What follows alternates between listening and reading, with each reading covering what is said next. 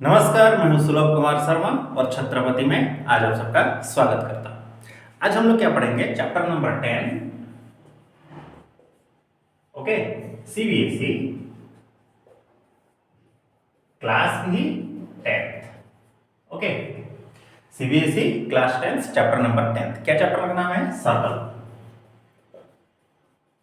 ये सर्कल के बारे में कुछ बेसिक आइडिया आपको जानकारी होना चाहिए। ये इसको हम लोग क्या बोलते हैं? सर्कल बोलते हैं। ओके, यही सर्कल बोलते हैं। ये उसका क्या है? सेंटर। ठीक है कि नहीं? लेकिन हमको इस सब चीजों से आज इसमें डील नहीं करना है। हमको यहाँ पर टैंजेंट और स्कैंट के बारे में पढ़ना है। ये हो जाता है उसका रेडियस, कि नहीं? और ये जो पूरा बड़ा वाला जो होता है, ये होता है उसका डायमीटर। ठीक है, यही चीजें है ना।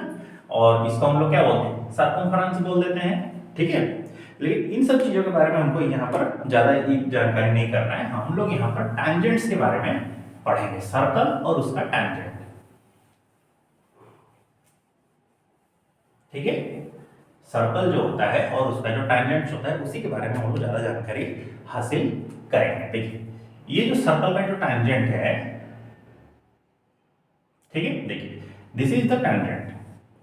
ठीक है, सर्कल का एक पॉइंट से वो सर्कल को क्रॉस करके जाता है, उसी को बोलते हैं हम लोग सर्कल का tangent. This is M, this is N, this is ओ।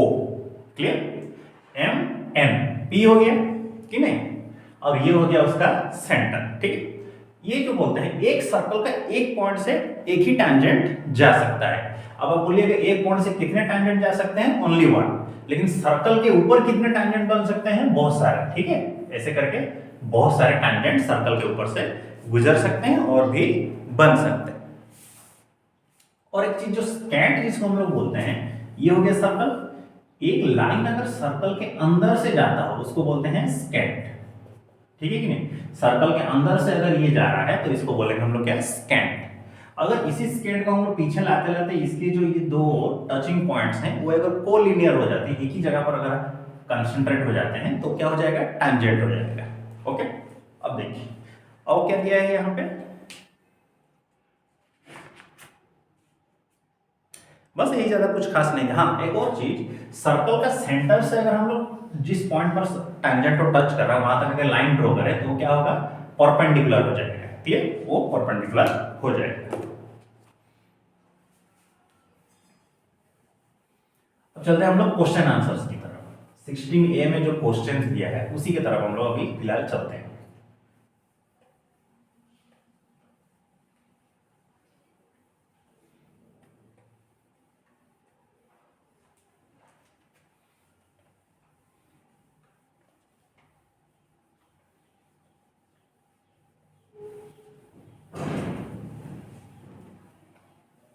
ठीक है, सर्कल का जो क्वेश्चंस दिए हैं उन्हीं की तरफ हम लोग चलते हैं। जैसे कि how many tangent can a circle have? एक सर्कल के कितने सारे टैंजेंट्स हो सकते हैं? देखिए, बहुत सारे टैंजेंट्स हो सकते हैं। कोई भी सर्कल का है, जैसे कि ये एक्सरसाइज 10.1, एक सर्कल के बहुत सारे टैंजेंट्स हो सकते हैं। इसको इनफाइनाइट लिख दीजिए।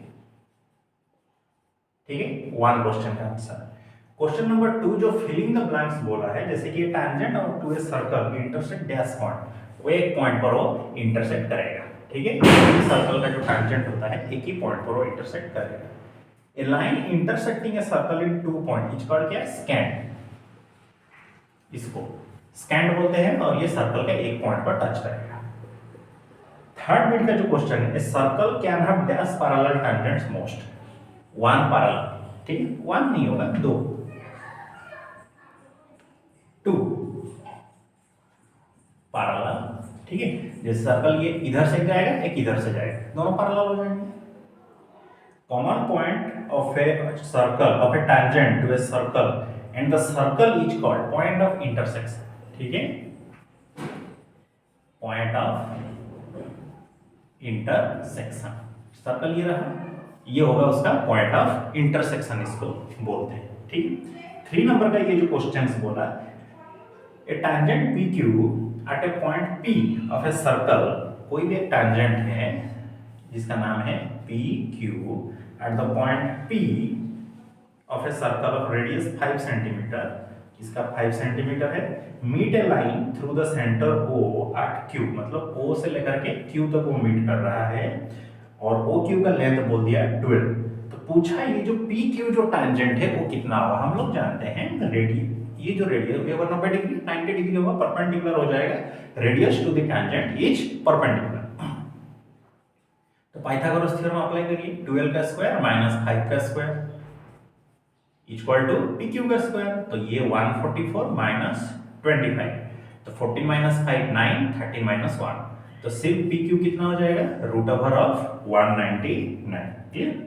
ड्रॉ, अच्छा ये ड्राइंग बोला है, ये ज़्यादा कुछ टॉप लेवल नहीं है, इसको छोड़िए, ठीक है, ये ड्रॉ बोल दिया, इतना समझ गए।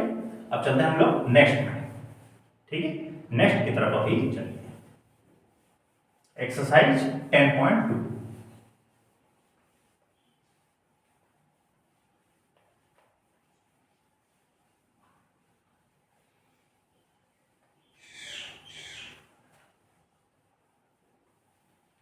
ठीक है कि नहीं, एक्सरसाइज 10.2। देखिए नेक्स्ट एक्सरसाइज जो 10.2 दिया है, इसमें भी पहले कुछ थ्योरम्स है, जैसे कि थ्योरम नंबर 1 बोला कि एक्सरसाइज 10.2 कि कोई भी एक सर्कल है और उसका एक्सटर्नल पॉइंट अगर P है, तो P से सर्कल के ऊपर हम लोग जब दो टैंजेंट ड्रॉ कर रहे हैं ना, ये सेंटर हो गया, सपोज ये हो गया Q, ये हो गया R, 90 90 O, तो PQ इक्वल टू कितना होगा, PR, ये दोनों सेम हो जाएंगे, ये दोनों लाइन सेम होंगी, और एक कॉमन लाइन अगर यहाँ से ड्रॉ किया जाता है तो ये दोनों एंगल भी सेम होंगे और ये दोनों एंगल भी सेम होंगे। Angle QPO equal to RPO same होगा और POQ इक्वल टू POR, ये दोनों भी सेम हो जाएंगे। क्लियर? समझ में आ रहा है? क्योंकि ये दोनों तो 90 डिग्री होंगे, ठीक है, ये एक थ्योरम है। अब चलते हैं हम लोग क्वेश्चन आंसर्स की तरफ, जैसे कि एक्सरसाइज 10.2 में बोला कि फ्रॉम द पॉइंट Q, अच्छा ये भी सेम ही है, अभी जो कर रहे थे ना उसी के कार्बन कॉपी है। ये एक थ्योरम है जो कि इस्तेमाल होगा किसमें, एक्सरसाइज 10.2 में, एक्सटर्नल पॉइंट्स के through,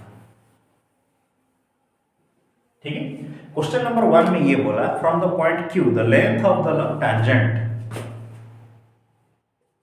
from the point Q the length of a tangent to a circle is 24 and the distance of Q from the center। अच्छा देखिए एक सर्कल है और एक टैंजेंट जा रहा है, ये 24 और सेंटर से इसका है 25। पूछा ये रेडियस कितना होगा, ठीक है, तो रेडियस कैसे निकलेगा, सीधी सी बात है, 25 का स्क्वायर माइनस 24 का स्क्वायर का रूट होगा, तो ये 625 माइनस 24 का स्क्वायर कितना होगा, 4 4 16 1 9 4 2 8 2 2 4 6 7 5 5 76, तो 15 माइनस 6 दिस इज 9 और 11 ये हो गया 4, तो इसका रूट होगा, ठीक है कि नहीं, तो दिस इज 7 यूनिट, तो इसका जो रेडियस होगा वो कितना होगा, 7 यूनिट हो जाएगा। ओके, फिर चलते हैं हम लोग नेक्स्ट क्वेश्चन। हाँ ये क्वेश्चन दिया है, मतलब डायग्राम दिया है, ज्यादा कुछ खास नहीं, इन्हीं को ही सॉल्व करते हैं। जैसे कि एक सर्कल, दिस इज POQ, इधर से कह रहा है, ये बोल दिया T, अब इसको बोला 110 डिग्री। पूछा ये वाला जो एंगल होगा, देखिए ये तो 90, ये भी 90 ही हो जाएगा, तो पूछा एंगल PTQ कितना होगा, ठीक है कि नहीं, तो क्या करिएगा 360, क्योंकि ये क्वाड्रिलेटरल है, -90 -90 -110, तो कितना हो जाएगा, जब माइनस कर देंगे तो 70 डिग्री, ठीक है, तो ये जो चीज है ये कितना हो जाएगा, 70 डिग्री इसका आंसर हो जाएगा। क्लियर? फिर चलते हैं हम लोग 3 नंबर की तरफ। If the tangent PA and PB from the point P, अच्छा एक पॉइंट है P, PA and PB, PA and PB to a circle centre O incline to each other at an angle. अब ये दोनों एक दूसरे पर कितना इंक्लाइन कर रहे हैं, 80 डिग्री। फाइंड द POA मतलब ये वाला पूछा है, अगर ये एक दूसरे के ऊपर 80 डिग्री में बना रहे, तो हम लोग जानते थे, पहले ही समझा दिए थे, तो ये होगा 40, ये भी हो गया 40, तो दिस इज 90, तो एंगल POA का वैल्यू कितना होगा, 180 minus 90 minus 40, that is 50 degree. Clear है? क्योंकि ये ट्रायंगल बन रहा है और ट्रायंगल के हर एक एंगल्स को जब हम लोग ऐड करेंगे तो कितना होता है 180 हो जाता है। तो आज आप लोगों का यही होमवर्क है कि 10.2 x से लेकर के 4 तक करिए और 10.1 ऑल, ठीक है, सीबीएसई का, ठीक है, इसको खत्म करके आएंगे। क्लियर? अब देखिए जिसका भी जो डाउट्स हो कमेंट सेक्शन में हमको कमेंट कर सकते हैं। डाउट्स जो चीजें हैं वो हमको कमेंट करनी है, उसको हम नेक्स्ट क्लास में समझा देंगे। क्लियर? या फिर आप हमको इस नंबर पे कांटेक्ट कर देंगे, हम इसको समझा देंगे। अगले क्लास में या फिर छोटा सा एक वीडियो करके भी हम समझा के वीडियो को पोस्ट कर देंगे, तो आप इसको देख लीजिएगा। तो अभी आपको क्या करना है, ज्यादा से ज्यादा प्रैक्टिस सेट को करना है, ठीक है, प्रैक्टिस सेट्स किसके, प्रीवियस ईयर के जो क्वेश्चंस हैं, क्वेश्चन सेट्स है ना, उन्हीं को प्रैक्टिस सेट्स के हिसाब से लगाना है। क्वेश्चन सेट्स हैं उन्हीं को प्रैक्टिस करना है। समझ में आ रहा है? ठीक है, जितना ज्यादा हो सके इसको करिए, हो सके तो हफ्ता में 2-2 ठो करिए, प्रैक्टिस आगे बढ़िए। ओके, तो मिलते हैं हम लोग अगले क्लास में, तब तक के लिए सी यू नेक्स्ट। अपना ख्याल रखिए और पढ़ाई अच्छे से करते रहिए, ठीक है, नमस्कार।